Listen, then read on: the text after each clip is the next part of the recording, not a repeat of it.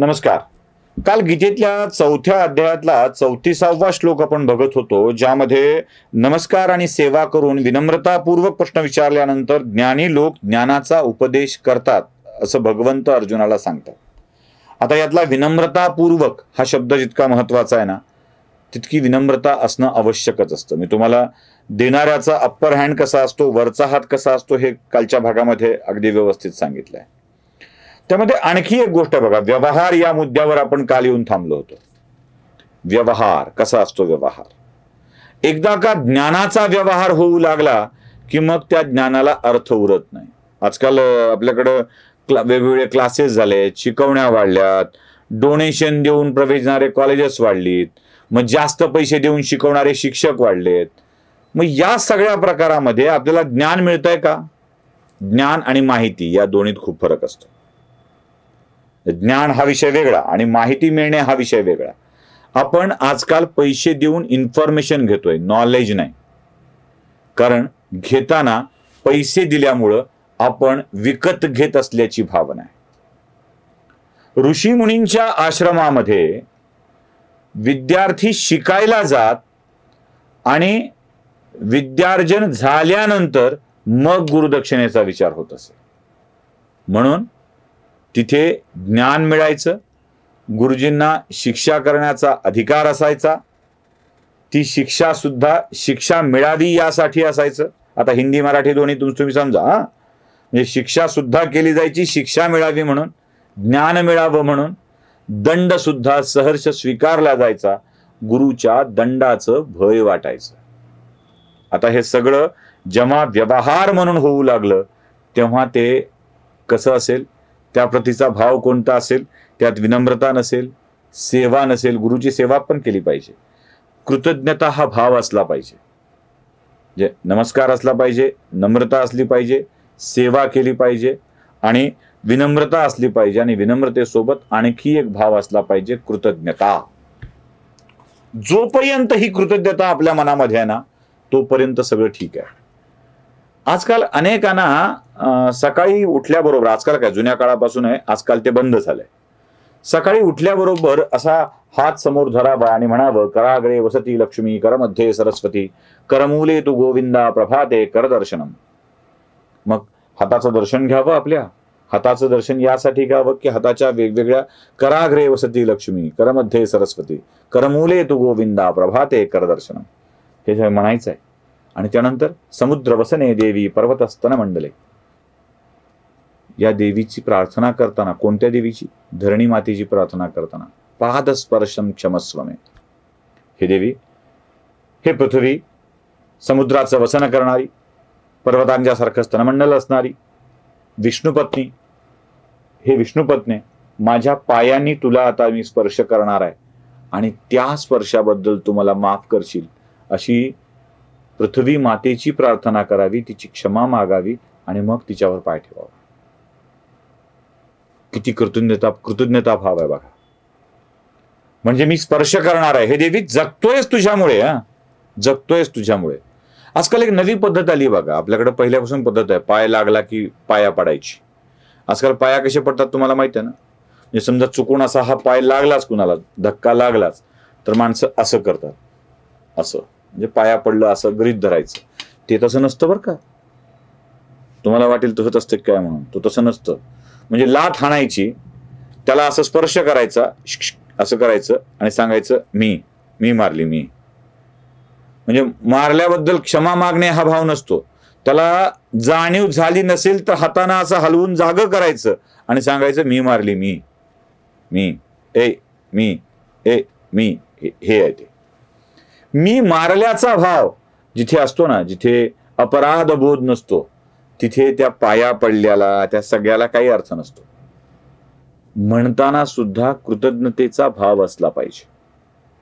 आणि जेव्हा अशा कृतज्ञतेच्या भावाने आपण ज्ञान मागायला जाऊ ना, तेव्हा पुष्कळसं ज्ञान मिळतं, पुष्कळसं.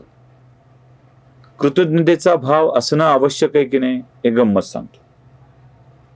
असाच रेल्वेतून प्रवास चालू आणि एक आजोबा आपल्या नेहमीच्या सवयीप्रमाणे सकाळच्या वेळी आपल्या प्रार्थना म्हणू लागले. बर्थवरून उठले, बर्थवरच मांडी घालून बसले आणि प्रार्थना म्हणू लागले.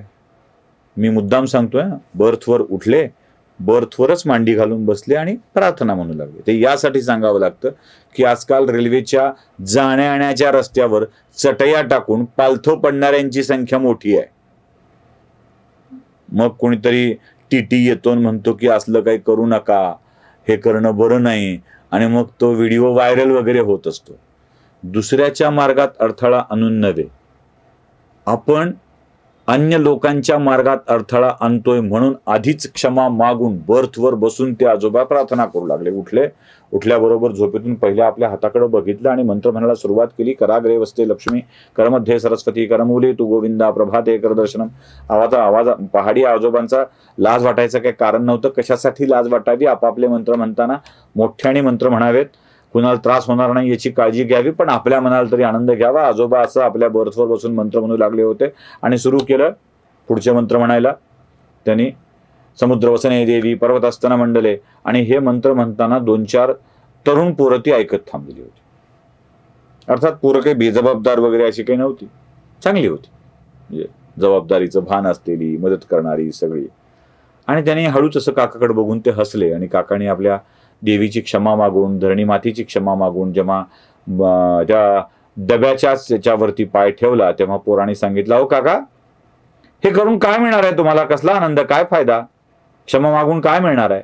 आणि कुठे जमिनीला स्पर्श करताय? रेल्वेत तर उतरताय, डब्यात तर पाय ठेवताय, आणि जमिनीला कुठे स्पर्श होणार आहे? ते म्हणाले, अरे बाकी काही असो, माझ्या सवयीचा भाग आहे म्हणून ते मी करत असतो. हे पण फायदा काय? तुम्हाला काय असं केल्याने फरक पडणार आहे? ते म्हणाले, फायद्यासाठी काहीच नसतं. माझ्या मनातला भाव मला व्यक्त करावा वाटतो, मला ती कृतज्ञता व्यक्त करावी वाटते, मला क्षमा करावी वाटते, म्हणून मी करतो. अर्थात त्याच वेळेमध्ये पुढचं स्टेशन येणार असतं. गाडीने वेग कमी केलेला असतो. वेगात धावणारी गाडी जराशी झुकझुक झुकझुक झुकझुक करीत ती प्लॅटफॉर्मच्या जवळ आलेली असते आणि कळतं की स्टेशन आलंय. त्याच डब्यामध्ये एक म्हातारं जोडपं असतं आणि त्या जोडप्याला आपल्या सोबत असलेलं भरपूर सामान घेऊन खाली उतरायचं असतं.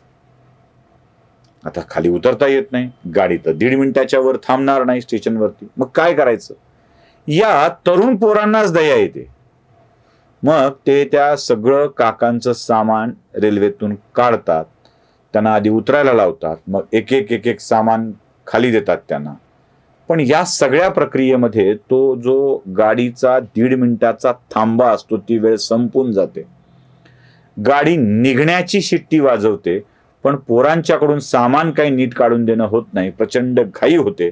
पोरं तरीही आतला एक मुलगा त्याला सामान काढून देतो, खाली ठेवतो, आणि जसं खाली सामान त्या मुलगा खाली असलेला ठेवतो तशी गाडी सुटायला लागते.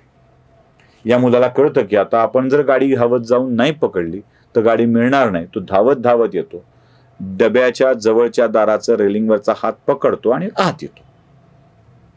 आत आल्यावर त्याला दम लागलेला असतो, पळालेला असतो प्लॅटफॉर्मवरती. हा हा करत तो बोलत असतो आणि तो म्हणतो, काय माणूस आहे तो उतरलेला? ते म्हणला, अरे काय झालं रे? ते आतले काका ज्याला तो हसलेला असतो, ते काय झालं रे? अहो एवढी त्या माणसाला मदत केली, साधं सौजन्य नाही, साधं सौजन्य नाही. ते म्हणले, काय झालं काय? अहो मी त्यांच्या 5-6 बॅगा खाली काढून दिल्या, मी थांबलो, मला गाडी धावत धावत पकडावी लागली, एवढी ती म्हाताऱ्या माणसाची मदत मी केली.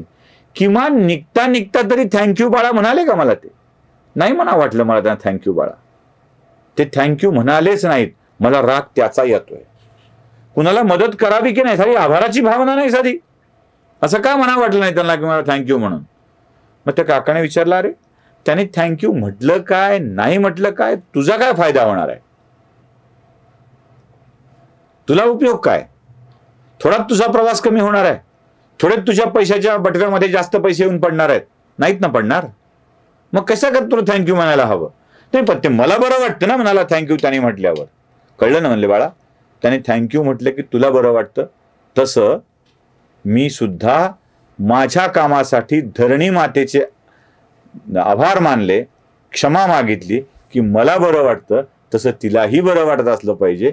यासाठी माझा पाय कुठे ठेवतो हे महत्वाचं नाही, ठेवतोय हे महत्वाचं आहे. आणि सवयीप्रमाणे मी तो कृतज्ञता भाव आणत असतो.